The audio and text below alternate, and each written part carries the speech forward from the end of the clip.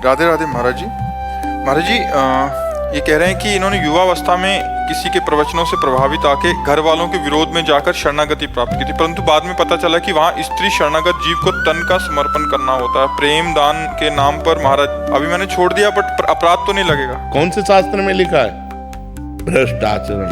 अरे गुरु बनाया जाता है, भगवान का नाम जप करो, भगवान के मार्ग में चलो, अपने तुम चलो, दूरी तुम रहो। परमार्थ का मतलब क्या होता है? तुम हमसे जुड़ो, भगवान नाम लो, भगवत भजन करो, दूरी रहो। तन का दान, मलमूत्र के द्वारों का दान गुरु मांगे, न संत है ना वो कोई गुरु है। बिल्कुल नहीं अपराध लगता है, ऐसे को बिल्कुल त्याग देना चाहिए, 1 मिनट में त्याग देना चाहिए। परमार्थ विरुद्ध आज यही तो पाखंड चल रहा है। इन्हीं की वजह से असली संतों पे द्वेष। हाँ नहीं, ऐसे नहीं, ऐसे नहीं, पाखंडी ऐसे दम कहाँ शास्त्र में लिखा है? अरे भैया शिष्य बनी मतलब हमारी बिटिया। शिष्य का मतलब, गुरु का मतलब क्या होता है? पिता, पिता ही नहीं परम पिता।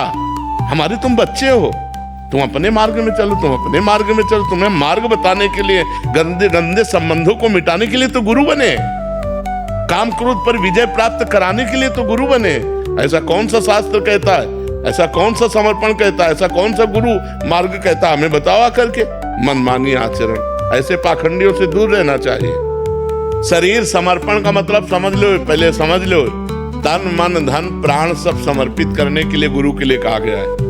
कहा गया है कि जो तन है उसके समर्पण का मतलब आज से हम गुरु की आज्ञा के अनुसार क्रिया करेंगे। शरीर से हम मनमानी पापाचरण नहीं करेंगे, तन समर्पण है। तन समर्पण का मतलब है कि आज से हमारे शरीर से वही कर्म होगा जो शास्त्र आज्ञा करता है, गुरु आज्ञा करता है। ये तन समर्पण है। मन समर्पण है कि मन से मैं वही सोचूंगा अब जो गुरुदेव ने बताया है। अब हमारा मन संसार को नहीं सोचेगा, प्रिया प्रीतम को सोचेगा। वाणी से हम गुरुदेव के द्वारा बताए हुए नाम जप करेंगे, कीर्तन करेंगे, भगवत कथा। ये समर्पण है। ये समर्पण के, ये कोई समर्पण की बातें, गंदी बातें। ऐसी गंदी बात अगर किसी को कहीं भी दिखाई दे तो तत्काल दूरी हो जाओ, कोई अपराध नहीं लगेगा। वो कोई गुरु नहीं, वो कालने में बैठा हुआ है पाखंड का रूप लिए हुए, वो गुरु नहीं है। गुरु वही है जो असत मार्ग से हटाकर सत मार्ग में लगावे, जो गंदी बातों से हटाकर तुम्हें अच्छी बातों में लगावे। जब गुरु से तुम कहो कि महाराज मेरे अंदर गंदी बात आ रही, तब उतनी सामर्थ्य उसके हो कि वो तुम्हारी गंदी बात हटाने की बात कह के तुम्हें सतमार्ग में चलाए, ना कि गंदी बात सुनकर तुम्हारा शोषण कर ले। वो गुरु नहीं, वो पाखंडी है, वो नाटकी है, वो मायावी है। ऐसे लोगों से दूर रहना चाहिए। ऐसा सतमार्ग नहीं होता।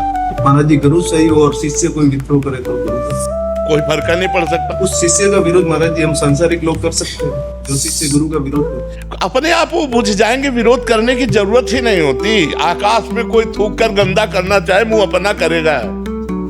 बिल्कुल नहीं। देखो संतों की निंदा लोग करते हैं, बड़े बड़े संतों की निंदा होती, वो निंदा करके अपना नाश कर लेते। संतों को कुछ होता है क्या? तो फिर हमें इन बातों पर नहीं डरना चाहिए। विरोध करने की जरूरत है। वो जो कर रहा है वही उसको नष्ट कर देगा। वो जो निंदा कर रहा है, वो कर्म ही ऐसा कर रहा है, वो स्वयं नष्ट हो जाएगा। देखो सच्चाई में एक तुमको बात बताए, छाती में एक बल होता है। छाती में एक बल होता है। अगर हम गलत है ना तो फिर हमें डर लग जाएगा। अगर सच्चाई है तो कोई भी। देखो गलती किसी से भी हो सकती है। गलती होना, हम इस बात में क्यों नाराज हुए? ये गलती नहीं है, ये गलत आचरणों का प्रचार प्रसार है। गलती होने का मतलब जैसे अब हम साधना में चल रहे हैं, अब हमारा मन दिख गया, मन कहीं फेल हो गया, तो ब्रेक कहीं भी फेल हो सकती गाड़ी है। अब उसको संभालो, तत्काल संभल पावे। अगर गिर गए तो फिर संभलो।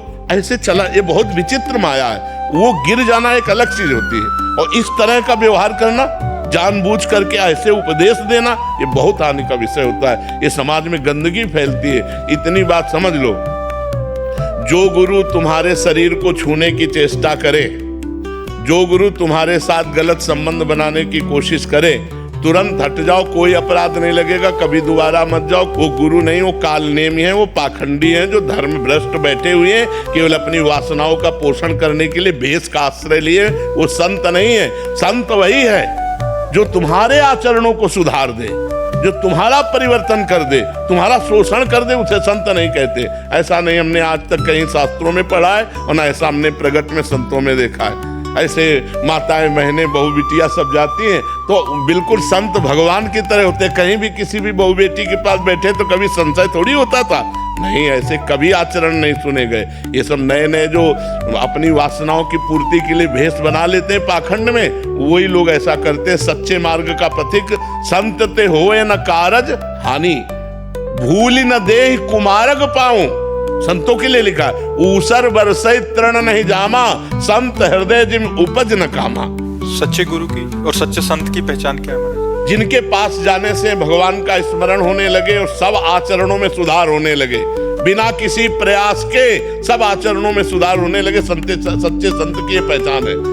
बिना किसी प्रयास के अनायास आप गंदे आचरणों को छोड़ते चले जा रहे हैं और आप उनके प्रभाव से बढ़ते चले जा रहे हैं अध्यात्म में। ये संतों का प्रभाव होता है, तभी संतों को भगवान से भी अधिक कर माना गया है। मोरे मन प्रभु अस विश्वासा, राम ते अधिक राम करदास। बाहरी किन्हीं लक्षणों से नहीं पहचान सकते? बाहरी लक्षणों से तो नहीं पहचाना जा सकता, क्योंकि बाहरी लक्षणों में नौटंकी नाटक में भी 2 घंटे के लिए जो साधु बनता है तो बहुत सावधानी से बनता है, पूरी सेफ्टी वैसे दिखाता है। तो अगर हम बाहरी संत का नाटक दिखाना चाहते तो बड़ी सेफ्टी से दिखाएंगे। संत की स्थिति होती है अंदर की, उसका बाहरी प्रभाव यही होता है कि उनका सुनने से, उनका दर्शन करने से, उनका संग करने से हमें गंदे आचरणों से ग्लानि होने लगे, भगवान से प्रेम बढ़ने लगे, गंदे आचरण त्याग होने लगे, अच्छे आचरण स्वीकार करने लगे। यही संतों का बाहरी परिचय। अंदर की स्थिति तो जब तक आप संत नहीं बनेंगे तब तक नहीं जान सकते, क्योंकि संत का नाटक तो नौटंकी नाटकों में, फिल्मों में भी लोग कर लेते हैं। तो संत का नाटक करने के लिए थोड़ी देर गंभीर रहना, रो देना,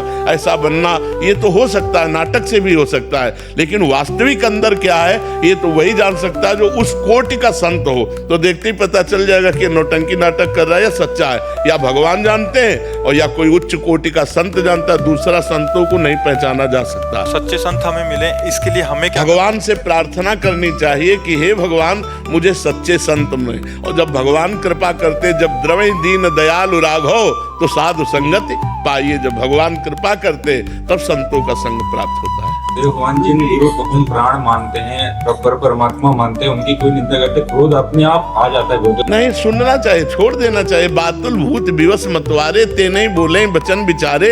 ये मूर्ख लोग, पागल लोग बोलते रहते हैं। देखो, संत की बाहरी बातों की ही प्रशंसा और निंदा होती है, आंतरिक स्थिति को तो कोई जान नहीं सकता। बाहरी बातों में जैसे बहुत भीड़ लग रही, अरे वो तो इतनी गाड़ी में चलते हैं, अरे इससे ज्यादा और क्या निंदा हो सकती है? बस ज्यादा और क्या निंदा हो सकती है? बस यही संसार की बातें हैं। संसार यही चीजें तो देख पा रहा है, और क्या देख पा रहा है? संसार नहीं देख पाएगा।